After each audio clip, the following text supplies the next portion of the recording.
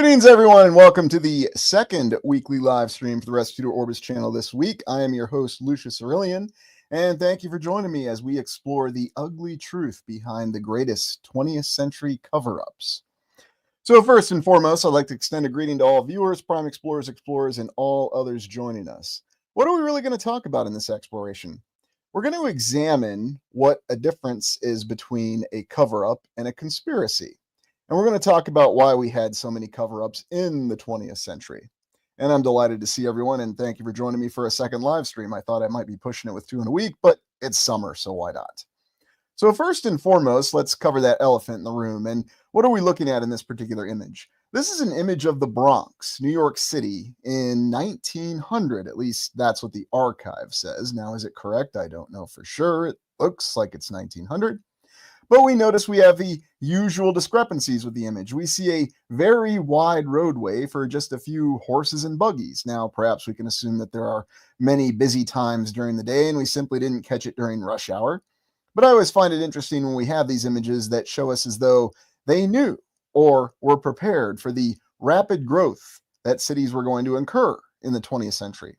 Although keep in mind, we had a 1,000% population growth in the United States as an entire nation from 1800 to 1900. And maybe you just want to accept the fact that immigration can explain it all. And maybe it does, without question, right? So what's the difference between a cover-up and a conspiracy? A cover-up is defined as an attempt to prevent people's discovering the truth about a serious mistake or crime. So notice that, a mistake or crime. It can be legal or illegal.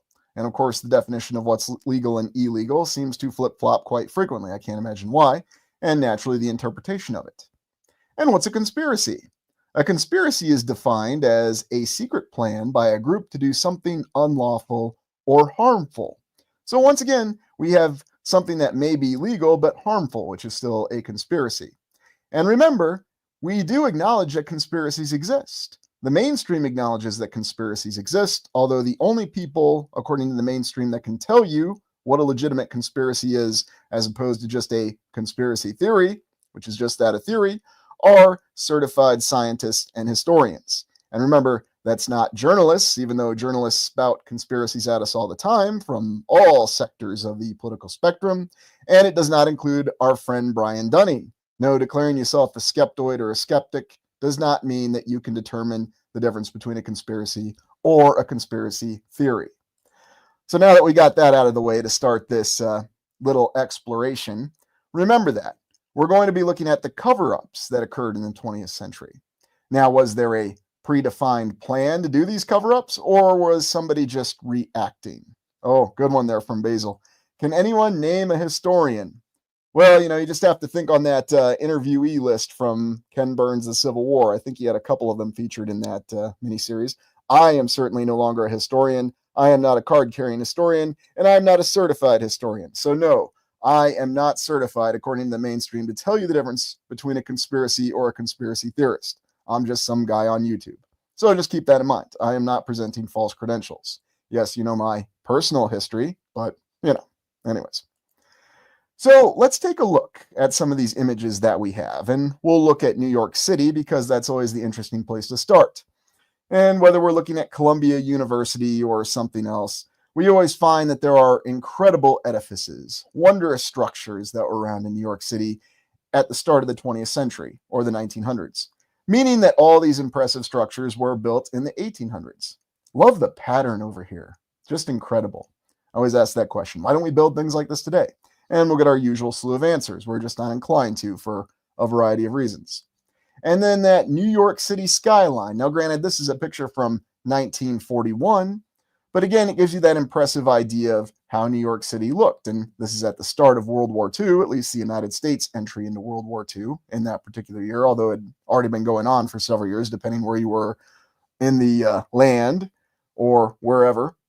But interesting structures. And yet, looking at these structures, they all have that mentality of the old beautiful movement to it. And yes, we're going to be discussing the City Beautiful movement, something that cropped up as a result of the World's Fair in Chicago, the Columbian Exposition in the 1890s, which set the stage for the 1900s of the 20th century, which is one of the things that we're really exploring in depth. Ah, yes. The old timer structural worker stated to be working on the Empire State Building here. And that's why the Empire State Building had so many more stories than the nearby Chrysler Building. I always love these images. And then they say they really weren't concerned about safety, although you'll find plenty of newspaper clippings from the 1800s and even early 1900s that talk about safety. But, everyone was just trying to save a buck. I mean, just think about this. One wrong move, and this poor guy is doing a Wile E. Coyote all the way down to Broadway. Okay, that's a joke. It's a bad joke. But, I know what you're going to say. Empire State Building's not there. No, it just sounded good. But you think about this and think about an individual doing this kind of labor and this kind of effort and what the timeline is for the construction of the Empire State Building. Now, again, it's just a photograph. There are some people who try to say, we have video footage of the construction of the Empire State Building. Yes. Do we have video footage that captures every single second of the construction of the Empire State Building? Question one. And then question two, why do we have this odd period in history in the early 20th century where it seemed like we still had the capability to build these wondrous structures? The problem of Art Deco. And maybe there's a couple theories to address that. Is it possible that there were still individuals or still those who had the capability to build the wonderful old world structures? And there needed to be a little bit of a, how shall we say, bridging period from after the last reset when that occurred to the modern times. Because we all know beyond any shadow of a doubt that after World War II, at least in the United States, there were no more of these incredible structures that were being built. Oh, good comment there from Ubu. Is that an Acme building? Yeah, sure. Why not? Hey, Sooner West, good to see you. Thanks for joining us. And so, moving on, we also have our incredible Penn Station. And this was also part of this early effort in the early 1900s to show this city beautiful movement. And we have nothing like Penn Station now. And, looking at the interior, we're not going to do that now because that's a whole other exploration. But it has been covered by other explorers, such as John Levi, and he's looked at the interior of it and how incredibly colossal it is on the inside and the out. And you can see what's typically attributed to the City Beautiful movement, and that is the neoclassical or the Beaux Arts architecture, as they tended to classify it. Or you could just say, it kind of looks Roman and ancient Greek, and that's what we have. And then other images of early New York City, always surprising us with some of the capacity and capability with some of the structures, not always necessarily conforming to our expectations of what we'd really expect to see from a population that we always say is a horse and buggy people. We're going to take a look, though, at the exact advent timeline of heavy machinery and really try to deconflict that with what we're being informed is going on. Because as we understand it, many of these structures were completed during a time when there was no heavy machinery available. And there you have it. So, torn down the Waldorf Astoria pretty quickly. Yeah, right, Sean. And that's where they parked the Empire State Building. They had to tear down that Waldorf Astoria as fast as they could. Such be life. Oh, Jamie says it real nicely there. It's only a model. Yes, it does seem to only be a model. But looking at New York City is very poignant because remember, that seems to be our reset center one. That was the main city in the United States, one of the largest natural ports in the land. And that's where the population seemed to come in through. Here we have the Woolworth Building, a building you can still visit to this day, and a very, very impressive structure. Early 19 teens, and yet somehow they constructed this beauty. And if you go through this building, and if you want to take a look at it, you can go back and look at the New York City exploration. We looked at the interior of it. Very, very impressive towering structure. And frankly, I would argue that there are a few structures that compare to it to this day, especially anything that's been built recently. And then just taking a look at some of the other skyline or other older structures that were part of New York City and what really changed. What really happened in the early 1900s? Do we have a good idea of how the history unfolded from 1900 to 1930? Does it become a little less hazy as we move on? And another question, how many firsthand sources, in other words, how many people who were alive from 1900 to 1930 can we even talk to right now to ask? Really think about that. Because yes, I know I get it in the comments all the time. I overheard my grandma talking about how she hung out with my great-grandfather while he was personally building all these buildings. Okay. Sure, maybe you heard something. But that's why I really have to question it. And that is why the Art Deco component of all these structures is very questionable. So, is a possible theory the structures were already there, they were repurposed? Or is the other theory there was still some retained knowledge? Some individuals had this esoteric knowledge on how to build these structures, that they still had plans or still had some designs. And then once World War II hit, that was the end. That was all she wrote. There was never going to be another building constructed that was in the likeness of a genuine old world building. Is that a possible theory? I mean, that's why Art Deco continues to be that little problematic statement. And frankly, what's my personal impression of it? It could go either way. It could be the fact that it's a legitimate old world building, or it could be some sort of, how shall we say, amalgamation, abridging, some sort of interphase, if you will, to allow people to believe that, yes, we actually had the capability to build these structures, but now we don't anymore. Although what I would argue that works against that is the impressive interior of a lot of the Art Deco structures. And to end with this portion, this is what New York City looked like in 1999 at the end of the 20th century. And so we can already see that there was a lot of progress.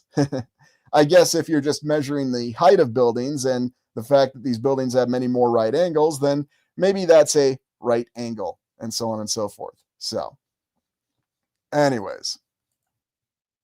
My grandmother immigrated from Italy, says Angel, in the early 1900s when she was 3 years old. They settled into Little Italy, but I do remember her telling me that when she was a child that Brooklyn was farmland, which is interesting because there's other accounts that say that Brooklyn was not farmland.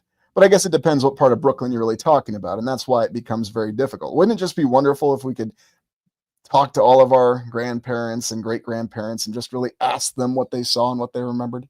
So, on RB here with the other portion of the theory. A lot of humans are reset too, blank canvases to program thoughts. Absolutely, RB. And I was watching Videodrome very recently, where good old director David Cronenberg, wonderful Canadian director, you could say he's the John Carpenter of Canada, or you could say John Carpenter is the David Cronenberg of the United States. I mean, David Cronenberg was born first. But in Videodrome, you have the concept of people being programmed just by watching a television program. How interesting, isn't it? Well, and that's right. I think we all regret not asking the questions. And did we know to ask them or not to ask them? There's also the concept of the silent generation. A lot of people who would not answer your questions or not want to talk about it. And we'll go into why. Hey, Sissy, good to see you. So that's all we have for New York to start off with.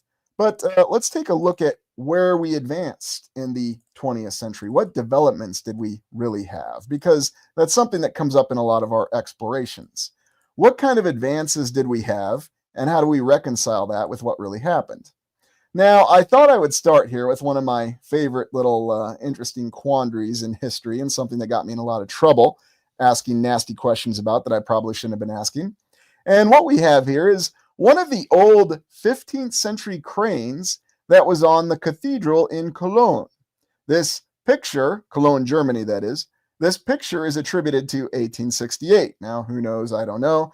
I always found it interesting that we're informed that the mighty Cologne Cathedral was built over a period of 600 years. How exactly would that work with all the winters and difficult conditions in Germany? Not really sure.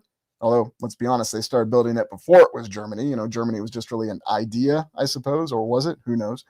But this was the technology that was available in the 1500s. How did this crane work? How did they operate it? Who knows? This is just a picture we have of it. What could you really lift with that crane? Could you even lift Sylvester or Tweety Bird to the top of Cologne Cathedral with that crane? Who knows? But then we also have these other images. And what I find really intriguing is that on the official account for the development of cranes, they show us this image of the, human tread wheel crane. We also call it the, humorously, human hamster wheel crane. Oddly enough, this image is the construction of the Tower of Babel.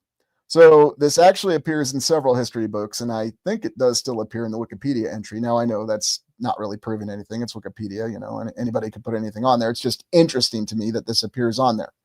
So they are documenting what is supposed to be an official historical piece of equipment on a mythological building that, according to mainstream history, did not exist. Unless, of course, you're going to walk it back and say, well, it's one of those ziggurats that they were building, from the Babylonian or the Assyrian times. That's really what the Tower of Babel was. Okay, fine. But we're going with the biblical representation, a tower to reach the heavens. Just another one of those little inconsistencies. And so this is what they're trying to say. Yeah, there you go. The leverage is comical. Good one, Punchy. And Robert says it really well. Total BS. Agreed, Robert. Agreed. But this is what's presented to us. Now, you can find many images, especially when you research the construction of the United States highway system. Now, of course, I reference the United States because the United States had that impressive development program from the 1800s to the 1900s, and it was on a very constrained timeline, especially compared to Europe. Over in Europe, they're going to tell you, yes, we spent hundreds of years building these impressive cathedrals. In the United States, they didn't have hundreds of years. So you'll have images like this that show the incredible construction, whether it's a highway, a structure, an interstate, and all the technology that went into it. Now, we'll look at the development of heavy machinery here in a second, but then you have other images like this, very clearly older images that show much heavier machinery in these factories, in these areas that, back when they had the term manufactory. Anybody ever see that term? It's a manufacturing plant. It's a manufactory. And you always have that series of questions. Well, one, how did they construct this equipment? Two, if they did, how exactly did they move it? Because when you have these images from the start of the 20th century, at least if that's what the archive attributes them to, you didn't really have the extensive heavy machinery to move this. You can always just say, well, they had trains. They could do everything with trains. Okay, well, if trains were good enough, then why bother with a highway system? Well, because Henry Ford invented the Model T and they needed to have something to drive it on, right? And by the way, remember that the Model T was fielded and sold before the official development of the U.S. highway system. What are the odds, right? And here we have President Eisenhower's, this was when he was Lieutenant Colonel Eisenhower after World War I in 1919, when he tested the practicality of running a U.S. Army convoy with the most advanced vehicles available at the time across the country, going from east to west coast. If memory serves, I think they ended up in San Francisco, about 3,500 miles.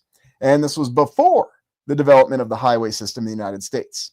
And it took them 2 months to make this very difficult and arduous journey. There was washed out areas of the road. There was infrastructure that wasn't in existence. There were bridges that were missing. There were all kinds of problems. And again, according to the official history, this is what prompted President Eisenhower, once he was elected to the presidency, again, after his experiences in Germany, seeing the Autobahn, to make sure that the United States had an interstate system. Although after this, in the next decade, in the 1920s, the United States passed the Highway Act, and that's when many of the numbered highways in the United States were built, prior to the interstate system. But all very interesting to think about this. This is after World War I.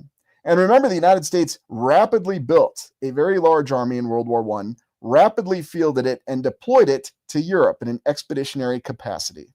And remember, while the achievements of the nations in World War I fighting, they were fighting in their own backyard. The United States deployed an expeditionary force across an ocean. But yet, after that conflict, it did not have an improved road network system across the continental United States. I find that very interesting. And you can see those maps on what the original interstate system was. Now, you may recall, at least channel members in the distant past, we did an exploration on interstates and what they're really designed to do. You move fast and you keep on driving. And it's very interesting where interstates go and where they don't go. For example, I-90 does not actually go into Rochester, Minnesota. It goes to the south of it. But it does go right past Austin, Minnesota, where the Hormel plant is, and it has 7 exits there. There's only 2 exits to Rochester.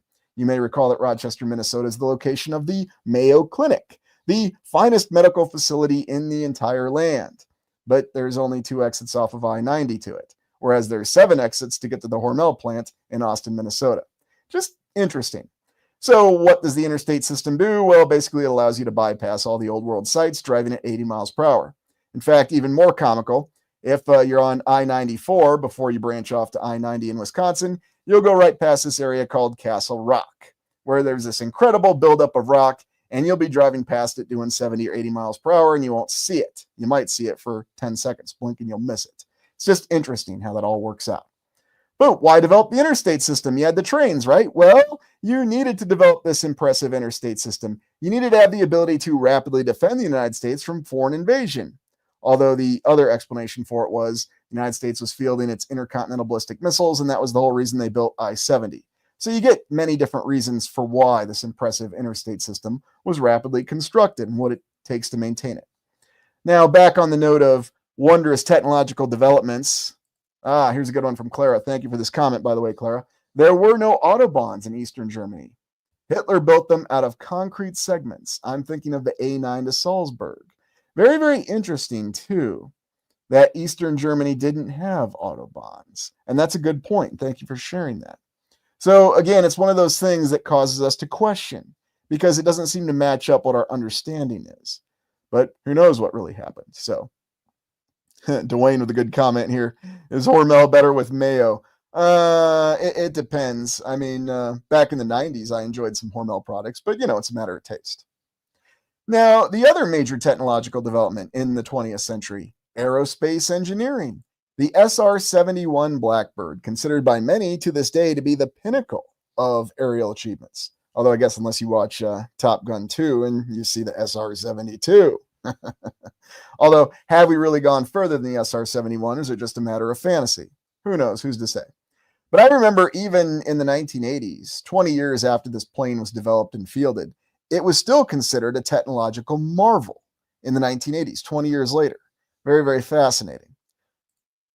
Now, you can look at the images of the construction of the interstates and the highway system, and one of the big political controversies, or one of the other effects of developing the interstate system, is how many inner city areas were just simply destroyed.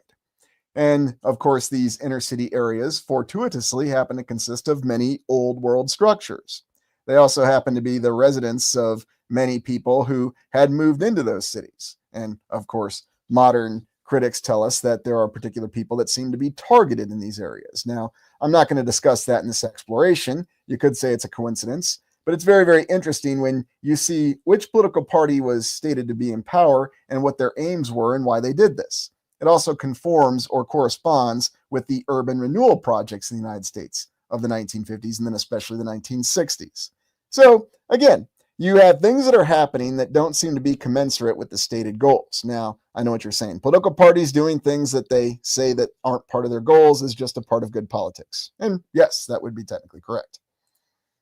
Now, let's not forget the wondrous Concorde, the incredible jet passenger plane that would allow you to go from New York City to Paris or London in a very short amount of time. Certainly not the 6 to 8 hours that it takes now, depending on what flight line you take and how many stops you have to make. Yes, why was it we didn't want to continue flying around the land at rapid speeds? Well, it wasn't considered practical, and it was also stated to be very loud. I guess people who live by airports are not used to very loud noises, and that's the official reason given for not continuing on with the use of the Concorde, or supersonic travel. By the way, where's that hypersonic plane we've been promised all this time? Well, I guess they just haven't gotten around to it.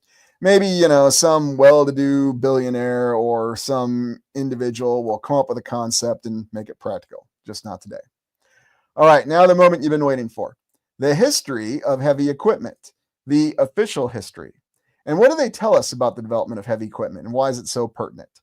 Because as we understand it, most of the heavy equipment that we used to build our incredible structures in a very short amount of time, especially in the United States, were developed and fielded in the early 1900s. And here in the late 1800s, you see this little steam railway digger that we have. The second industrial revolution in the United States ramped up use of machines across the country.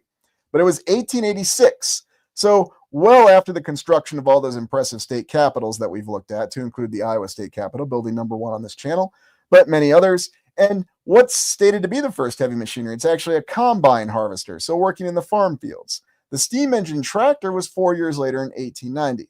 Although you may recall when we did the railroad exploration, we have conflicting accounts that there were other steam-driven vehicles that were available before then, but obviously not heavy machinery.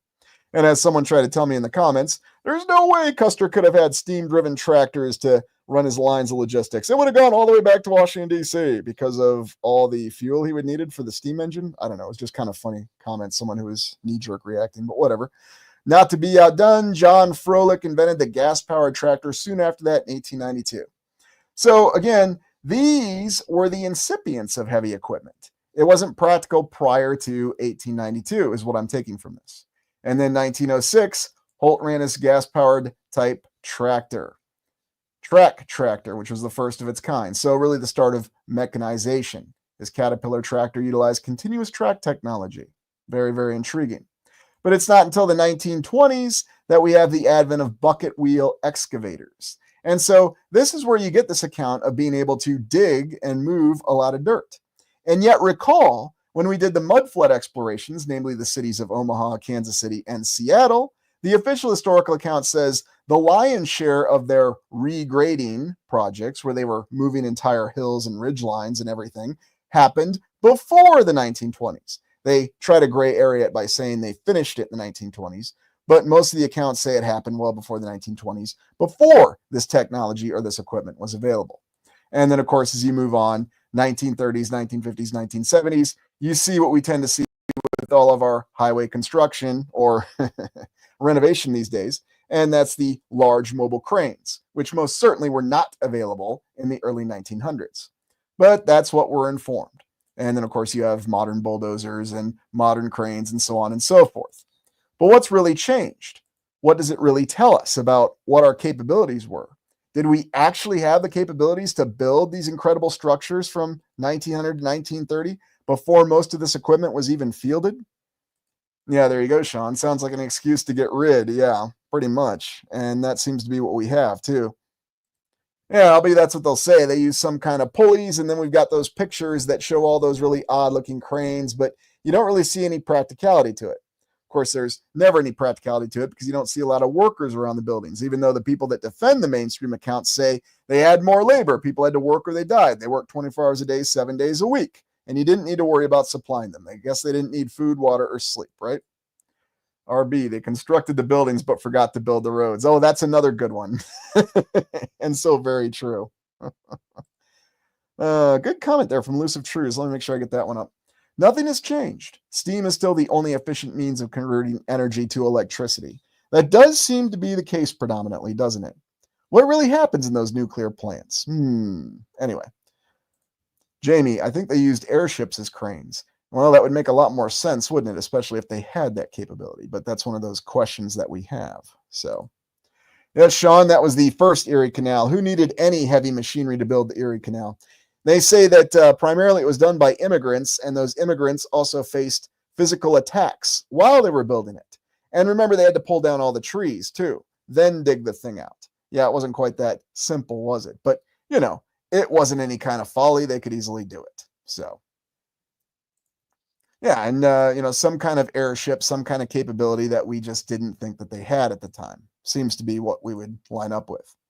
And we've seen this plenty of times. I mean, are we to really believe that a little machine like this is actually responsible for digging out the entire foundation of Union Station in Kansas City? That massive building that has 100 to 150 foot tall roofs and ceilings on it. Yeah, sure. Maybe. maybe. Now, you can also look at early maps that show the United States system of highways. When did the highways really start in the United States? Was it not till the 1920s, or were there indications that there were highways there earlier? Well, again, the official history will tell you they had the Lincoln Highway, and then they started with Highway 30, and then they built the rest of them. By the way, Highway 30 runs on what the Lincoln Highway ran on. It actually goes right through the middle of Iowa, coincidentally enough. And then we augmented it with the entire national highway system, the Eisenhower Interstate System. Now, just think about this. If you really want to find a problematic logistical problem to wrap your mind around, try to figure exactly how the United States built all of its highways, all of its numbered highways. Don't even think about the interstates because that didn't come until later. But just all the highways, the amount of mileage, the amount of material, the amount of labor, and then the progress that they made in a very short amount of time. Now, of course, those of us that live in the United States are well familiar with the fact that we're constantly renovating all this infrastructure that we rapidly built, apparently, or we're removing it, or how much older infrastructure are we still relying on? Therein lies the question. But try to figure that out. How much mileage did they really build? What did it really take? And how did they do it in a short amount of time? Now, you'll have images like this. Now, this is from the construction of the interstate system, so 1950s, 1960s. And look at all these bulldozers. And keep in mind, this is just one section of interstate that we're talking about here. And try to reconcile that with the availability of equipment and personnel at that time in the 1920s. And suddenly you realize the logistical problem becomes much more difficult. Also, Compare and contrast the timeline with how long it took them to lay out the interstate system with how long it took them to build the US highway system. Now, I know what you're going to say. Well, the interstate system should have taken longer because, you're talking multi-lane interstates, whereas the highways were typically 2 lanes. True. But compare and contrast the mileage. And even if you want to try doing the math problem with doubling or quadrupling the amount of interstate mileage, really compare it with the stated mileage of the highway system. Now, I'm not going to do this one for you because I really want you to come to your own conclusions. It's very, very interesting. I also have a feeling I might incur some technical difficulties if I point out things a little too directly. And then let's not forget, in the 20th century, we had the computer, the development of the computer from soup to nuts. There was no computer in 1900, and by 1999, pretty much everybody had the internet. I know it was the rudimentary internet. It was text-based, and, it took forever to download a song. Remember Napster? I remember when it would take all night just to download a single album. Not that I used that Napster. I had a friend who used it, Don't come after me, okay, Megadeth? But anyways, just think about that, development of the computer. The Cray supercomputer, which in the 1980s, they used to render graphics in the movie The Last Starfighter. I think if I remember that correctly, that was the story behind it. So all those developments in the 20th century. And how far did we really come? Okay, Kathy's going to admit she used Napster. All right, well, thanks, Kathy. Yes, I might have grabbed a couple songs with it, all right? I'll confess. Hopefully nobody comes after me for it. You never know. Got to be careful what you say. But a series, I wouldn't be surprised if it was part of the cover-up to cover up things. Well, and that's just it. Because think about it. What was really the pinnacle of technology? Why did aerospace technology really seem to peak in the 1960s, and what has it been since then? Why haven't we gone further? Those are all part of the questions that we ask. We had all these developments in the 20th century. Really, the entire modern world was developed and conceptualized and implemented in the 20th century. But where have we gone since then? We're already a quarter of the way through this century. How far have we gone since 1999? Again, just open questions. So, oh, Brian. Michael, I was a guru on Napster. Parker was a riot. All right.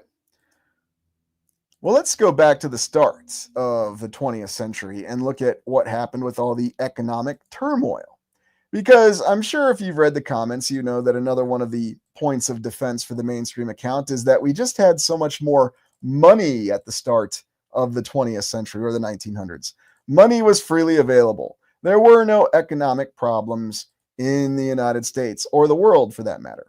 Well, let's just review that going off of the official historical account and see what understanding we can come to.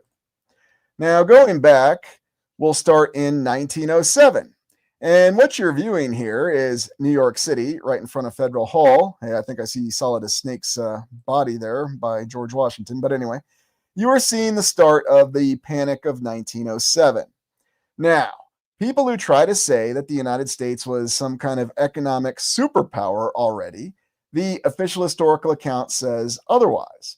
In fact, if you go back to the United States Civil War, let's just recount here. I will really fast. At the end of the United States Civil War, there was a recession, 1865 to 1867. There was another recession, 1869 to 1870. There was the Panic of 1873 and the Long Depression. Remember, that was while Grant was president, and that was considered the Great Depression in the United States, the worst until the actual Great Depression in 1929. There was a depression of 1882 to 1885, a recession 87 to 88, another recession 90 to 91. There was the Panic of 1893, the Panic of 1896. And then we begin the 20th century, 1899 to 1900, with a recession. Another recession in 1902 to 1904. There was the Panic of 1907, which we're going to look at. Officially, the Panic of 1907 was the Knickerbocker Trust Company deposits. They ran out trying to buy this copper company, which didn't exist that long, and suddenly it led to monetary contraction. And we'll talk about who saved the day on all these occasions because they didn't have the Federal Reserve System. Although it should be noted that the Panic of 1907 contributed to creating the Federal Reserve System. There was a Panic of 1910 and 1911 and a recession of 1913 and 1914. And then there was a post-World War I recession and a depression of the early 20s.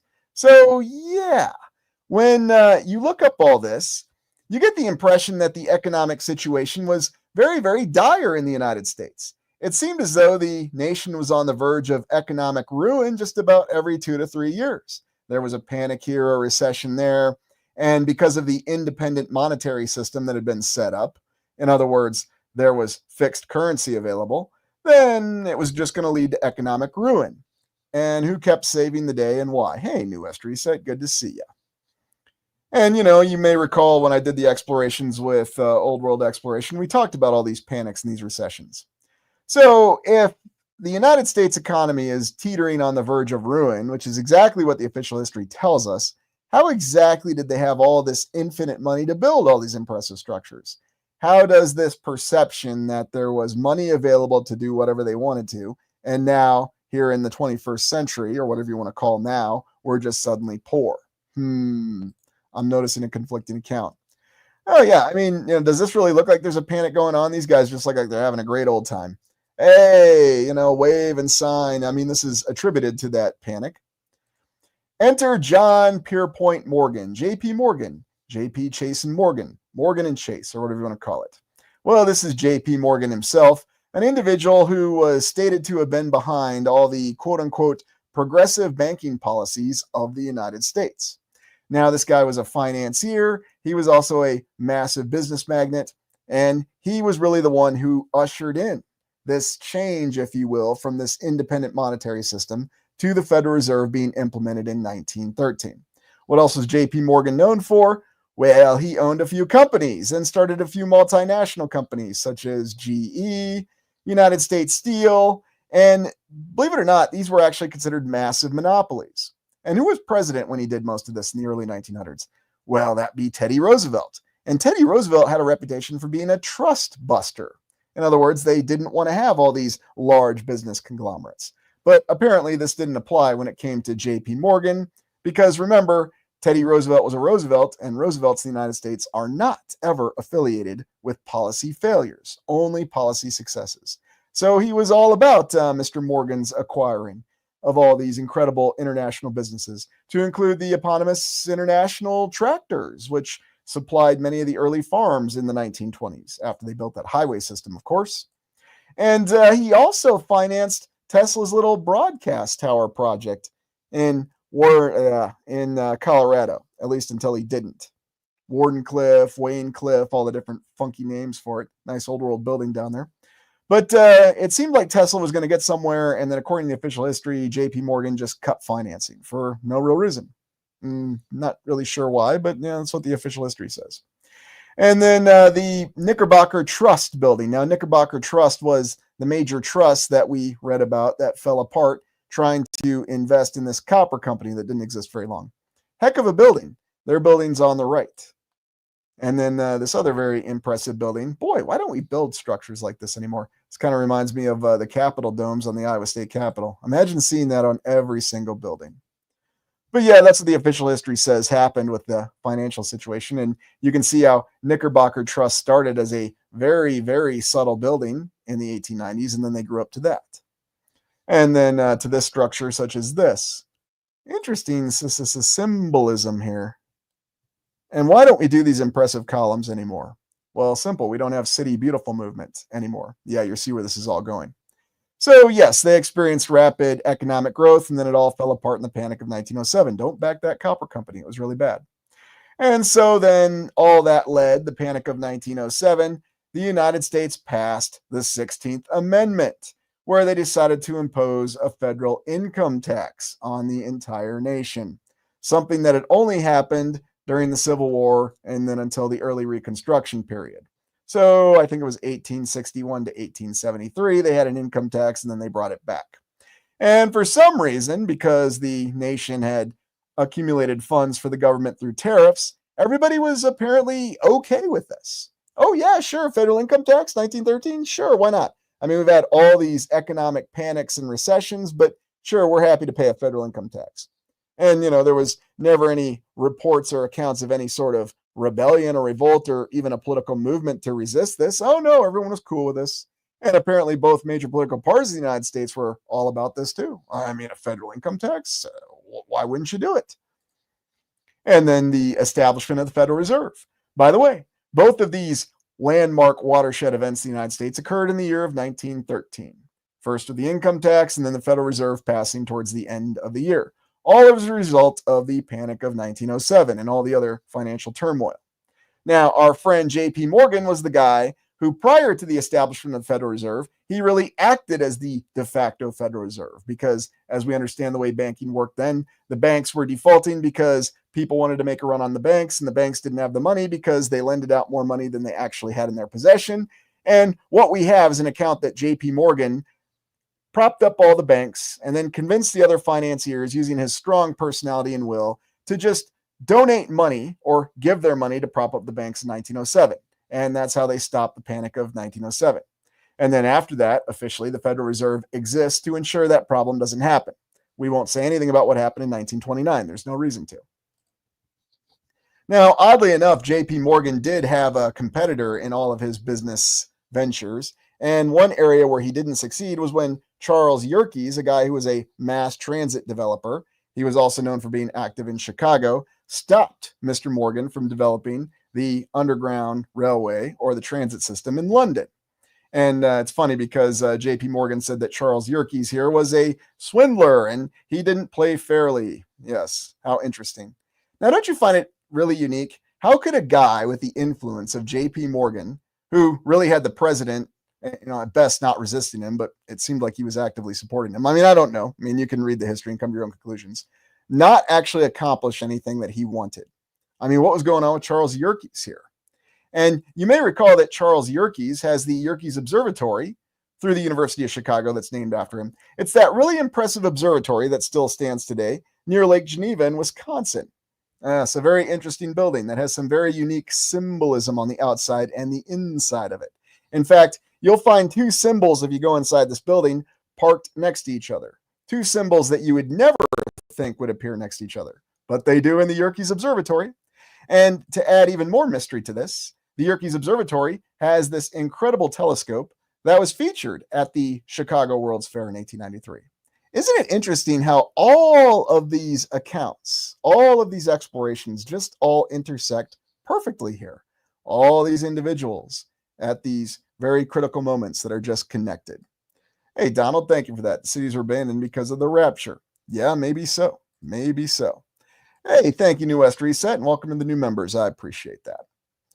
And so, again, it's all connected. Yes, Lake Geneva, Brian, in Walworth County, Wisconsin, a very, very interesting area. We've covered it many times. And here you have a picture of Halley's Comet, apparently taken through that telescope. I'm not really sure. Why are the stars all flying really fast? Why do they look so funky? Maybe it was just a photography limitation at the time. I'm not sure. Good old Halley's Comet. This is J.B. Pritzker. He is the current governor of Illinois. And fortuitously, he owns several properties in Lake Geneva, Wisconsin. He also owns the most expensive boats on the lake. Quite a coincidence. By the way, in 2020, Walworth County was the place that you went anywhere really, Wisconsin or Illinois, if you didn't want to have, how shall we say, certain restrictions to your dining habits. I'm not kidding. This really happened. I've mentioned it a couple times. So yes, the economic turmoil that seemed to set the stage for the 20th century, all connected. All of these panics, all these recessions, and yet one individual who seemed to have all the power and money apparently just laying around because the official historical account oh, goodness. The official historical account says that they were running out of money. There was not a sufficient money supply. And yet J.P. Morgan was always there. Apparently, he just had bank vaults of money, or maybe he sold some of his artwork, or who knows what he had. He had gems that he apparently collected and was able to raise the necessary funds to provide a monetary supply to get the United States out of these panics until they got sensible enough and established the Federal Reserve. Maybe they really should have put Andrew Jackson on every single monetary denomination if they really wanted to, stick it to Andrew Jackson, because apparently he was against the federal system and the centralized banking system. Was he? Who knows? So anyway, from that, let's go and take a look at the City Beautiful movement and a result of the expositions. So we've already mentioned the connection to the Chicago World's Fair, again, where everything seemed to start for the 20th century in the 1890s. Let's look at the concept of the City Beautiful movement. Now, we've talked about this before, but what the City Beautiful movement was apparently an effort to plan many of these great cities in the early 20th century, the 1900s, based on the incredible layout of the Columbian Exposition for the Chicago World's Fair. I become aware of controlled opposition. Yes, it's probably a good thing to be aware of. And that's why it's good to think for yourself. So, anyway, as a result of the City Beautiful movement, we have all these impressive neoclassical structures and also the rise of the Beaux Arts movement. So, somehow, despite not having heavy machinery, despite having all these panics and recessions, all these cities, and not just the United States, but across the land, embrace this City Beautiful movement. Such as here, you might recall, I think everybody knows where we're actually looking at. I'll give you a hint. Rocky ran towards this building. They're just mad that they took away your statue, Rock. Yeah, they did take away the statue. They also seem to take away the magic in those movies. I don't know how they did that, but anyway. But you can see the layout here of Philadelphia, Benjamin Franklin Parkway. And the layout is supposedly inspired by City Beautiful movement. Or perhaps it's inspired by the fact that it would bankrupt the city to tear down that beautiful, beautiful City Hall. Now, it's not just the United States, but Canberra in Australia was also laid out on the City Beautiful movement. So the capital of Australia was inspired by the City Beautiful movement, and the layout from it apparently came from that concept of the Chicago World's Fair. So don't you find this very, very, very interesting that all this is just rolling together? All this is quite connected. Oh, you could say that. It might be much more than that too, for all we know. Jamie. Oh, glad you're enjoying it. Thank you. Hope things are going well in Sioux Falls. I need to get back there. A lot of things to explore. So, other things to look at. Here's the original inspiration from the Chicago World's Fair, and we've seen these images quite frequently. And yes, there's been a lot of explorations questioning the veracity of these images. I think it was Howdy Mikowski who did a look at it about a year or so ago, looking at all the problematic photos that we have. But even if we take everything that we're informed of the World's Fair at face value, the Chicago World's Fair and all the rest, that these were temporary structures designed to be brought down. And remember, the official account says that a lot of this burned down after Chicago World's Fair. How exactly do you use this as an inspiration to build permanent cities? Well, heck, if this is all it took, why not just draw pictures and send them all across the land? That would be a lot cheaper and a lot more effective. But I guess you wouldn't be able to get all those people that came to the Chicago World's Fair to visit it, would you? So it's all very, very intriguing. Everything going back to the World's Fair, the incipience event, if you will, setting up the way things were going to be in the 20th century. And going back to Denver at the City and County building, you might remember the exploration that we looked at. Yes, they built this during the Great Depression. So again, recessions, depressions, panics, the worst economic recession in the history of the land did not stop the construction of a building in the Mile High City. I mean, why would it? And then, of course, looking at Harrisburg, going back to Pennsylvania here, and this being the result of the City Beautiful movement. Yes, it's quite grating looking at the left and the right and even seeing which structures still stand and comparing and contrasting them. Oh, I might have to do more of this where we impose images next to each other like this just to get an idea of how things looked in the past and how they look now. Yes, all City Beautiful movement. How interesting, though, how the state capitol almost looked a little, I don't know, dirty, even during the City Beautiful movement. Maybe it's just a result of the image. I don't know. I mean, they got a wonderful one there. I'm not denigrating it. We've looked at it before. Oh, and even in random places like in California, where they just have this Neptune fountain at one of the special communities, obviously a coastal community. Huh. Is that a little cartouche I see there? It is a cartouche. I got cartouches on it. Ooh, look at this figure. What is this supposed to be? The Jackal Man? Really, really odd. Funny when you look at these in detail. Oh, and then we have our famous little seashell that's got a little face above it. And very interesting spewing fountains. Oh, yeah. I mean, I guess you could say that is California, but why are they building a statue to Neptune in California? Is that Randall Flagg up there? Not sure. And then in Melbourne, looking at another city in Australia that made the news a lot, especially about 5 years ago for reasons unknown. And here we have another little commemoration to the mausoleum of Helicanarsis. I mean, why shouldn't Australia get in on it? So, Melbourne, apparently inspired by the City Beautiful movement as well. And then, of course, looking at Chicago or any other city that you want to look at. This one being Cleveland. I know, I was just fooling you for a little bit there. You might remember the tower over here that we looked at. Yes, Cleveland. Now, Cleveland gets doesn't exactly get the best reputation today, as do many of our modern cities, but very impressive layout, and it looks very pretty. And by the way, if you do go through Cleveland, make sure you dine in the Marble Hall because guess what? It really will convince you that City Beautiful movement does persist there. Now, did City Beautiful movement really happen? Or is it an example of a cover up? A cover up of all cover ups? Because how exactly do you explain the fact that you have this beautiful and inspiring architecture and then after World War II, you go away from it? Oh, I was wondering when somebody was going to get that.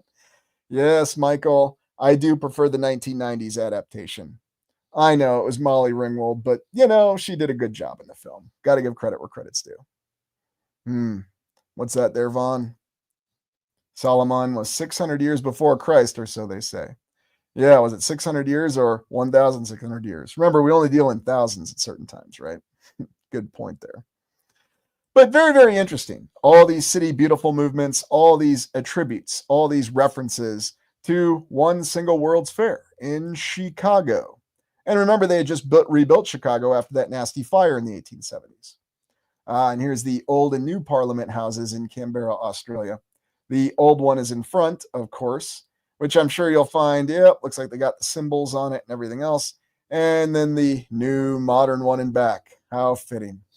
I got to give them credit. At least they're willing to put the new one right next to the old one. I mean, that takes some gumption there. Or, maybe you just don't care. And then just looking at what the concept was, these drawings for this design and this layout of the City Beautiful movement from the Columbian Exposition. So, did it really happen? Oh, and I'd be remiss if I didn't show the National Mall in Washington, D.C., and we've explored this a couple times too, including our favorite Smithsonian Castle. But don't worry, that was built before the City Beautiful movement. But then some of these other structures. Oh, and then trying to reconcile the problematic construction of Federal Triangle. But really, all of these massive structures that just roll along the National Mall. Washington, D.C. is such an interesting city for so many reasons, not the least of which when you see politically opposed members of our illustrious Congress eating together and having a good old jovial time. Hey, look, they're getting along really, really well. They should do that. I'm glad they get along well. We need more bipartisanship in the United States. I mean, it's not like we have more than two viable political parties, right? But when you go to the National Mall and you look at all these incredible structures in this layout, you get the impression there's something very interesting going on. Was this all just inspired by City Beautiful, or was it something else? Did they really build this impressive dome during the United States Civil War? Did they have a different dome earlier than that? And why is it there was a dome on St. Paul's Cathedral in London from the 1600s? Why didn't they just copy that earlier? Well, maybe they just didn't have the money. Remember, there were monetary limitations. So yes, the City Beautiful movement, part of our incredible cover-up. Hey, Ryan, thank you very much. I appreciate that. Make sure I keep up on those. Yes, Kathy, it is quite a grid, isn't it? A very interesting grid when you look at Washington, D.C. Yeah, I'm with Heidi. It does seem to be something else. Anyways, so that's the first part of our exploration. We're going to take a little 2-minute break here, and then we're going to switch gears quite a bit. We're going to take a look at the role of asylums in this cover-up and look at one of the darkest tales that we've ever had. So before we go on break, please make sure that you hit that like button. Appreciate everyone being here and supporting the channel, and I hope you're enjoying this exploration. We're going to take a 2-minute break, and we'll pick up with the role of asylums and the darkest tale with the 20th century cover-ups. See you in 2 minutes. Thank you.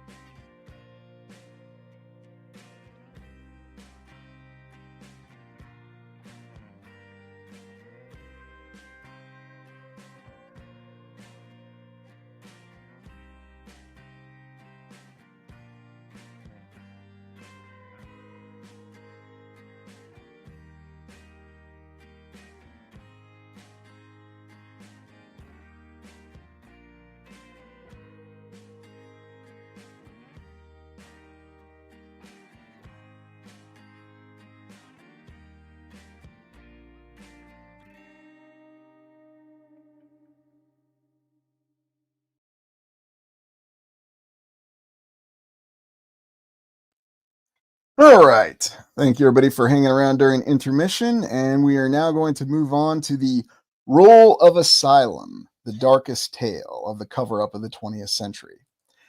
Now, we're going to look at a couple places that I haven't actually looked at yet on the channel. So give me 1 second here to get these images up. And what we're going to be looking at here, there are two locations we're going to look at that we haven't looked at before. And you may have seen these if you follow urban exploration, and I believe some other explorers may have covered them. We're going to start by looking at the Pilgrim Psychiatric Institute in Long Island, New York. So again, everything's all coming together. Repurposed palaces to give them a bad reputation. That's part of it, Sean. I think that's part of it. Here's what's really interesting, though, about the Pilgrim Psychiatric Center that we're looking at. It is stated to have been built from 1929 to 1931. And this is a massive compound. We're going to take a look at it here in a little bit. Ryan says Strong Island. Yes, yes, yes. Now, there's all kinds of legacies that are associated with this. And of course, we recall when we look at asylums, we think of the Kirkbride plan. We consider that these were probably reset compounds. Perhaps these were places built to survive the reset. And then after the reset, they were repurposed for very nefarious reasons. Well, there was also the continued use of them well into the 20th century. And what was really the intention behind them?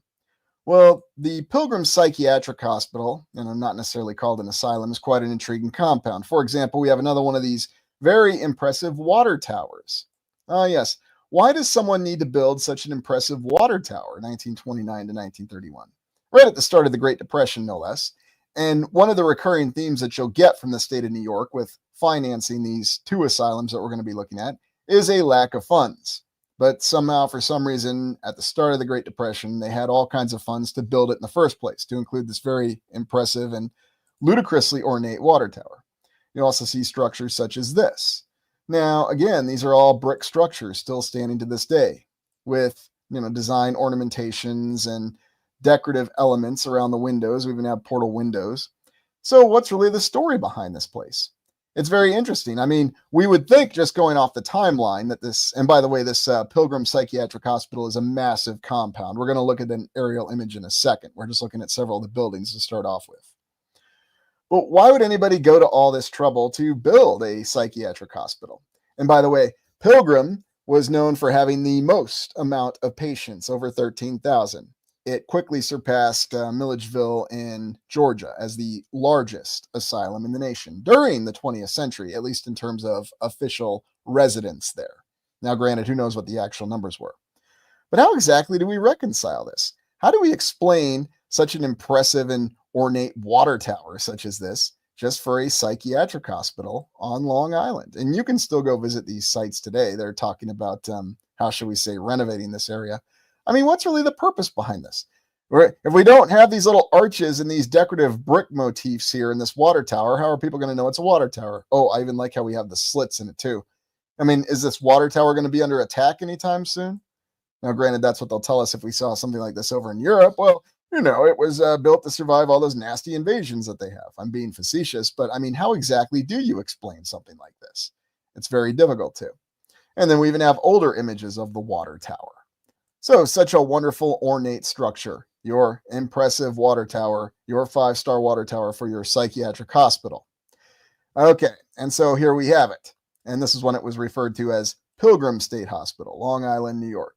And this image is attributed to, looks like 1938. And don't you just love it when they write it on there?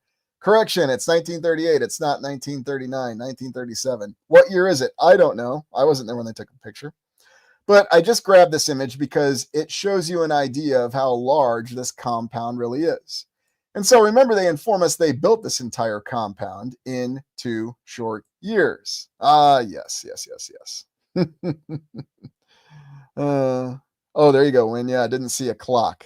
No, I guess I didn't need clocks on it. But let's just really take a look at what we have in this compound. So we have all these large structures here. Another large series of structures here. Remember, this is all one psychiatric hospital. Little structure over here. And then here we have the main buildings of the compound. So gigantic layouts of buildings here. These are the towers that you saw that appeared on the thumbnail for this exploration. Here's the impressive water tower. So all these structures that appear to have been made out of brick, hard material, in a 2-year short period of time.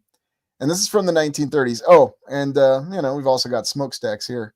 And what the heck is this? An aqueduct, a rail line to a psychiatric hospital? Really? Now, again, I'm going to ask you what makes more sense. Was this purpose-built as a psychiatric hospital, or was this repurposed? Does this not seem like this is a gigantic reset compound? Some sort of survival compound that somebody built to survive a calamity. Because keep in mind, and you can even see it in this image, this is isolated from the other urban areas. But you could fit a lot of people here. And they did fit a lot of people in this compound in the 20th century. Not sure what to make of it, but quite an interesting image. Quite an extensive compound, isn't it? Yeah, there you go. 2 years impossible. You couldn't even do it now in 2 years. Heck, it probably would take you 20 just to get 1/4 of those buildings even laid out. So, yeah. KC933, experimentation compound. Once again, KC, you're leaning ahead. You're right. That's exactly where we're going with this. So yes, this is the Pilgrim Psychiatric Hospital. We've got some other odd images. And like I said, there's urban explorers that still go around and look at this compound frequently. So you can get an idea. The fact that it's still standing is a testament to its resiliency. And it was in operation for quite some time until a series of controversies brought it down. And I mean, isn't this so interesting? Just seeing all the infrastructure, all the dedication it took to bring about this compound. I mean, somebody built it. Unless you want to accept the mainstream historical account that, yes, the state of New York decided to devote all this money and all this effort, and then they spent the next 4 decades underfunding every asylum that they had, or hospital, or what you want to call it. Such an interesting image here. I mean, is this like a cataloging image, an exploration image? Look at what wonderful condition this structure is in. Oh, I can't wait. I can't wait. Same thing with this one. Yes, that's going to be our old main building. That's what we'll call it. It just looks like an old main building. I can see it now. Or, maybe you could say this is going to be our Capitol building for something. No, it's not nearly ornate and nice enough. So, hospital it is. And then I just show this image just to give you an idea of scale and all the bricks that go into this. So you have this individual. This is from some of those urban explorers. And yeah, you've got some other urban explorers that leave their mark there. But look at the pattern of bricks. I mean, it's very, very intriguing. And clearly this was bricked in by whoever originally built it, but why have this massive archway? Very, very strange. And even this, look at how absurd this is. You have these multiple layers of archways for what's supposed to be purpose-built as a psychiatric hospital, a state hospital. Really? You put all this effort into it? And remember, we're looking at the ruins of this. And, then we've got all the little arches up here and then all the little decorative elements. Why? Why would anybody bother with this? Now, if you were building this and you had superior building capability and you were on a constrained timeline, then does this structure make a little bit more sense? Again, I'm just floating the question out there. Now, I will mention we do have blueprints apparently for the structure. And yes, much like with all these other large compounds, there is a very extensive underground tunnel complex. So not only does the mainstream historical account tell us that we built all these structures in 2 years, we also built an incredible tunnel complex. Well, because why not? It was the start of the Great Depression. Anything could be done. Archways were as tall as needed. Exactly. Makes you wonder. What's absurd? People trying to tell the truth. Good point there, Sky Sage. And who could really do it now?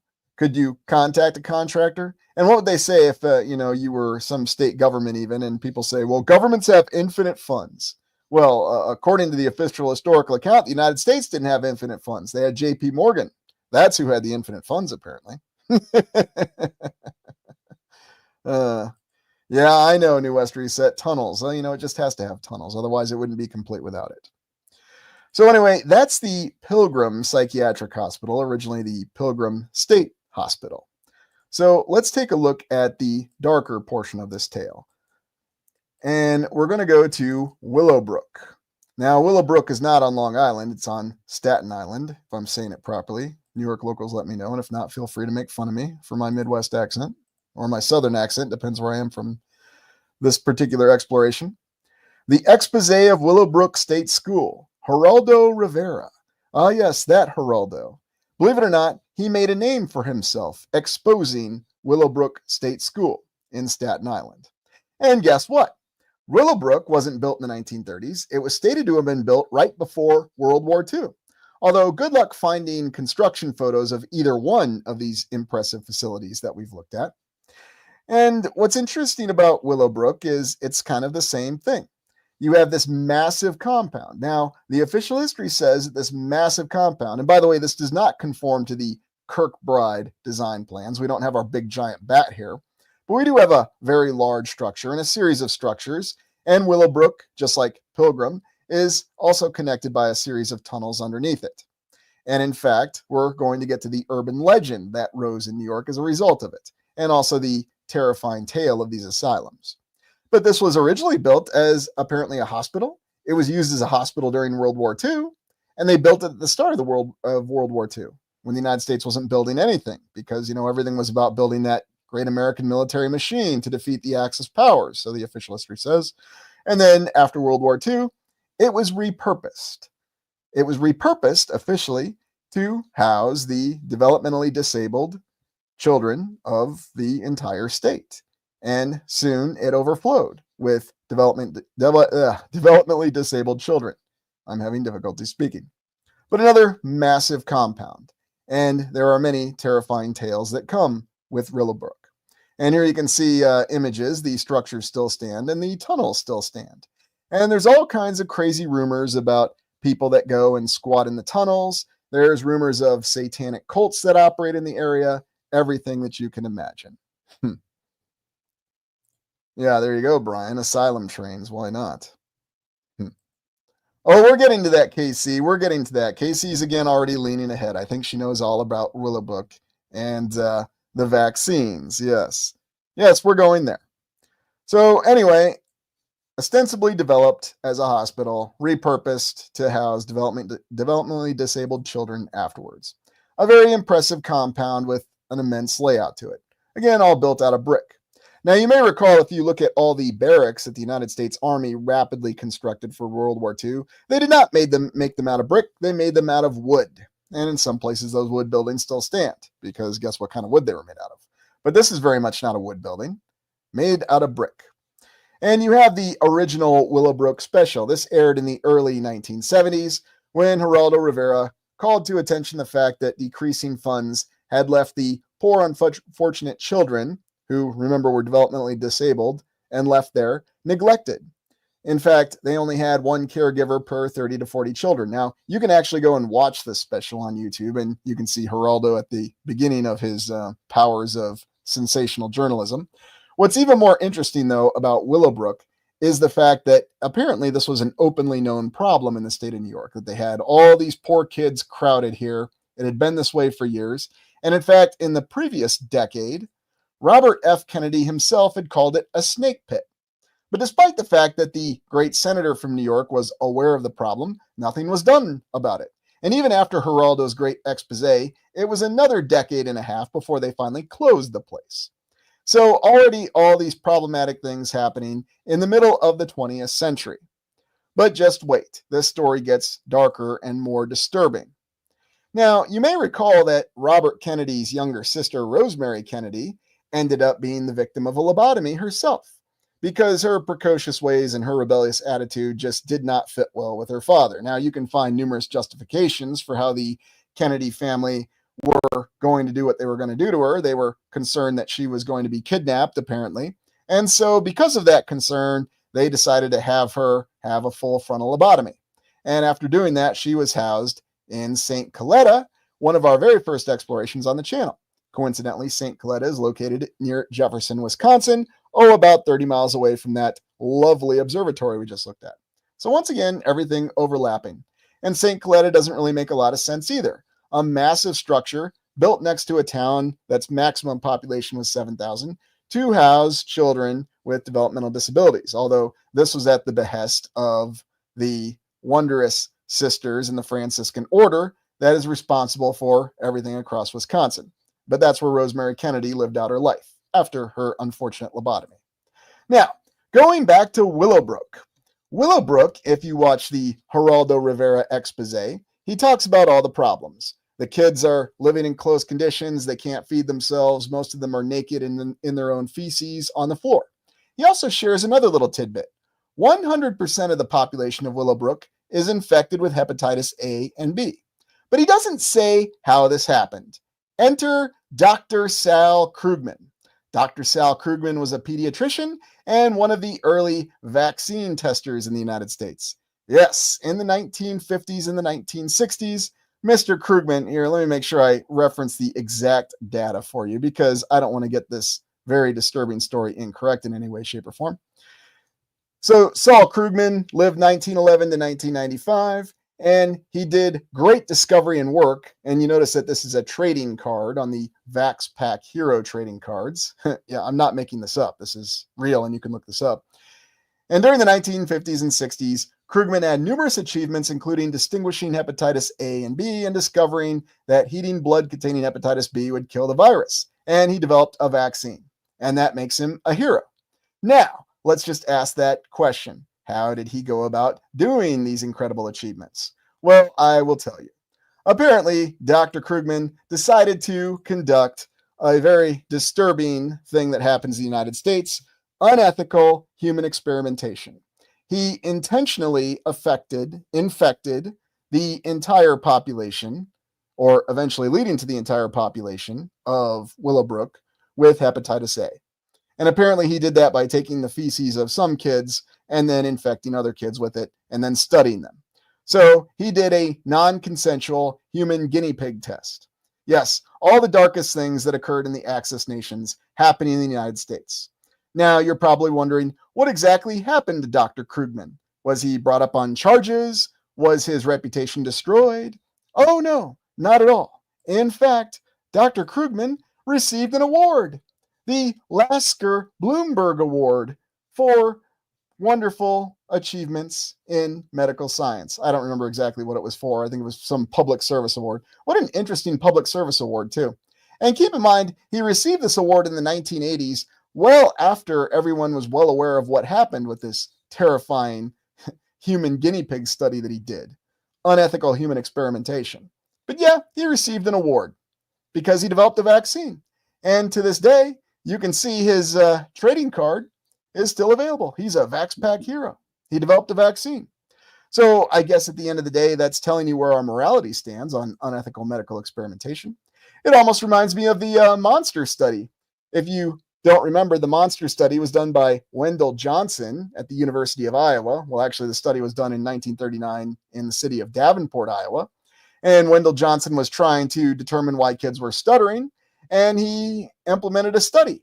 He had a lady named Mary Tudor, one of his graduate students, actually conduct the study.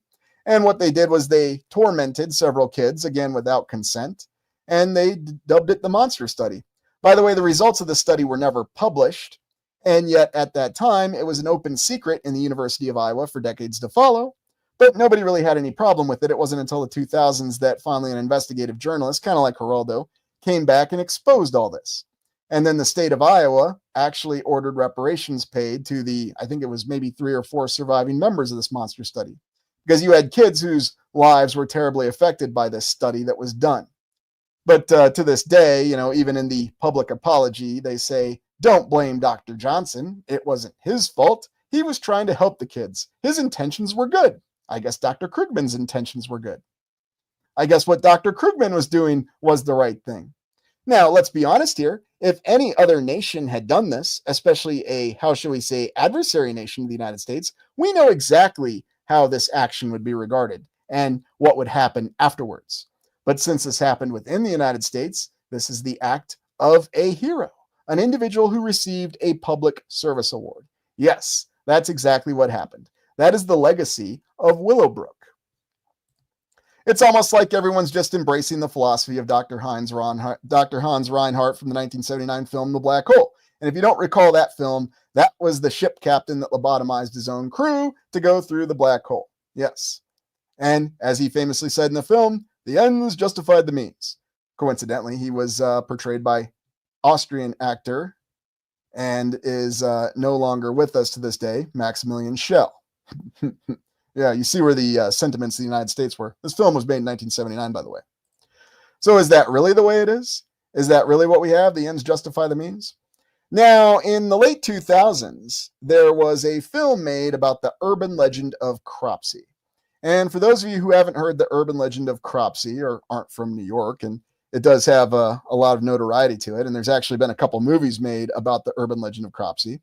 Cropsey is an individual who hunts kids at night, and there are different origins to the tale. Some say that he's an escaped mental patient who lives in the tunnels of Willowbrook and he preys on children. Others say that he was burned in a camp accident, and as a result, he preys on children. Anyways, oh, hey, I'm Kairos. I'm sorry, I didn't say hello. Oh, yeah. That's very, very sad and yet true because guess what? It's everywhere. And I'm not meaning to pick on New York. It's just that New York here is the most well known. There's a reason why I inserted that reference to Iowa because the unfortunate truth is this happens everywhere. But anyway, back to Cropsey. So they did this movie, these two filmmakers, and you can watch this on, I think it's on Amazon right now. It's called Cropsey. And they talk about the legend of Cropsey. And then they talk about the real life individual that Cropsey is based upon. And that's the individual known as Andre Rand. Andre Rand is a convicted kidnapper and killer. He is believed to be responsible for the death of 6 children, and he was convicted or has 2 known victims of 2 children. Now, where it's really interesting and disturbing is that Andre Rand's mother was committed to Pilgrim, that hospital we looked at first. And then Andre Rand visited her. Now, apparently during this film, they interviewed his sister, and she said that they were not abused as kids, that they had a more or less loving family, but his mother was confined to Pilgrim.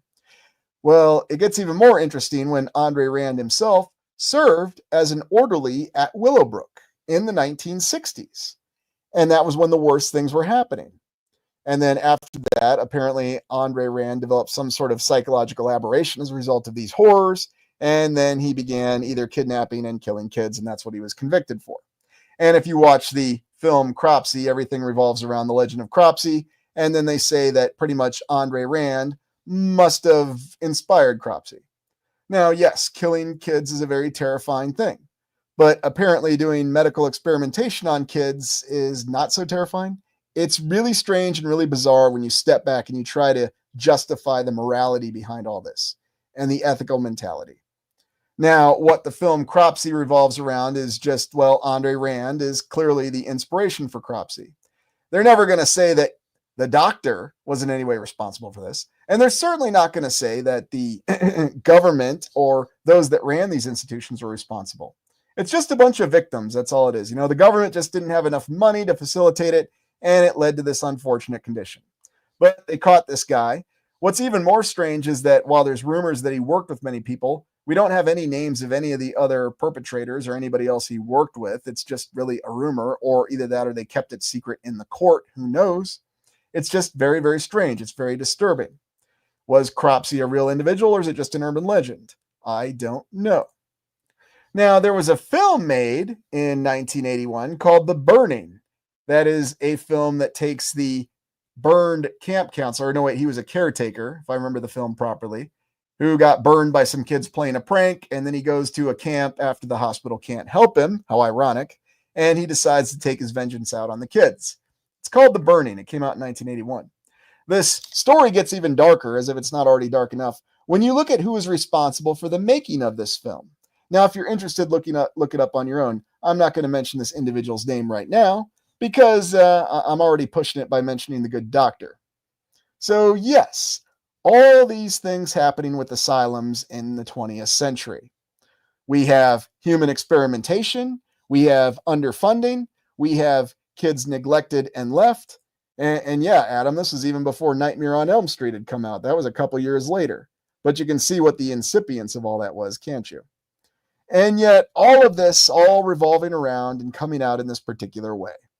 That even though we thought asylums were a thing of the 1800s, they were still used extensively in the 20th century.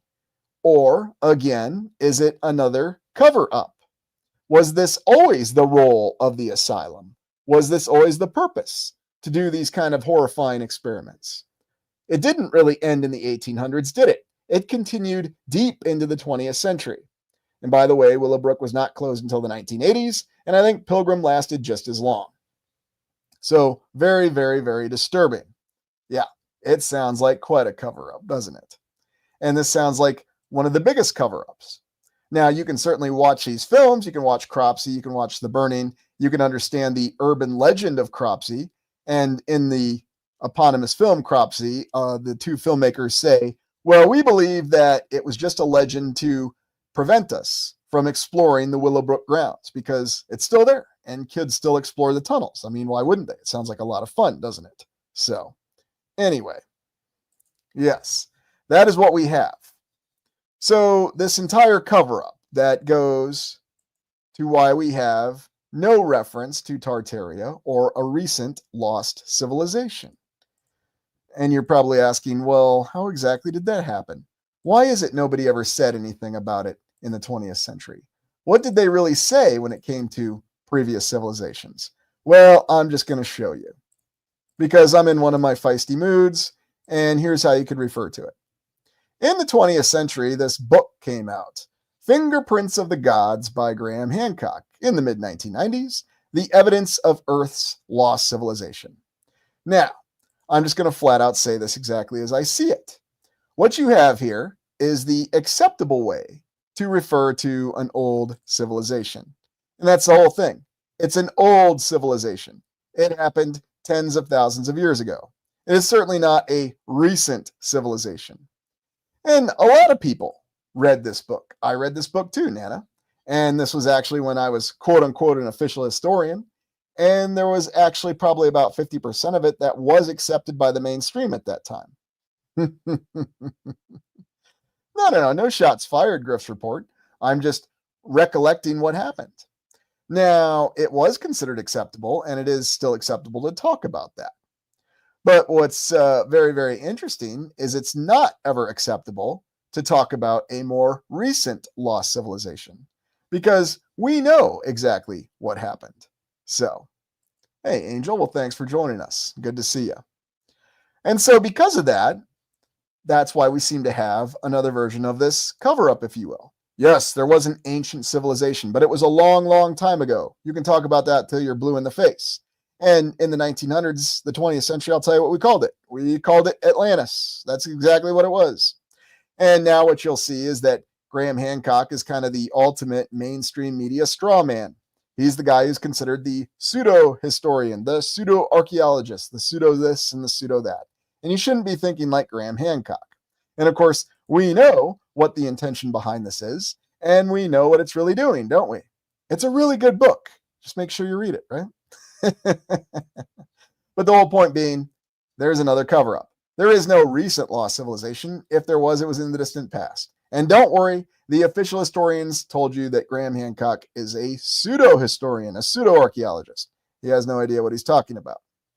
Of course, if you look in the numerous papers from the day, you'll find that there were all kinds of references to Atlantis and finding an ancient civilization. So again, the media, because remember, the media are the authorized publishers of conspiracy theories. Remember, they're not bona fide conspiracies. They are conspiracy theories because journalists are not historians or scientists. But you saw articles like this all the time, especially from that time frame, talking about all these incredible, amazing different things. You know, now the media keeps it much more limited to our political conflicts and what's going on here and there and who's spewing what at who and, you know, who's thumbing their nose up about this and that and how the fate of the free world hangs on somebody flipping a coin, so on and so forth. Oh, by the way, I just thought I'd mention this. While the symbol of the griffin is associated with Tartaria, and by the way, Tartaria is a placeholder name. Yes, it's on the maps, and no, it doesn't make any sense. But who knows what the civilization was actually called? This hypothetical civilization that may or may not have existed. I do find it funny, though, that they say that there was a flag. Let's be honest. There was never any sort of flag with Tartaria. Why would anybody need a flag when you could just build things like this on your buildings? Yes, this is the Plummer Building in Rochester, Minnesota, that's adorned with many, many griffins. And yes, I know it's not the best high-definition image, but like I said, I'm already pushing matters in this live stream. Yes, this wonderful old world building that's in the middle of the Mayo compound. and surrounded by lovely modern glass and tower buildings. And this is attributed to the 1920s. And you may recall this building has an unbelievably exquisite interior. And so, when taken in totality, what you have is everything pointing to a massive cover up. Now, are we really to believe this structure was built to be the central headquarters structure of the Mayo Clinic in the 1920s in Rochester, Minnesota? Rochester, Minnesota, which still doesn't have the interstate going right by it. You still have to drive a little ways off of I-90 if you're going to it.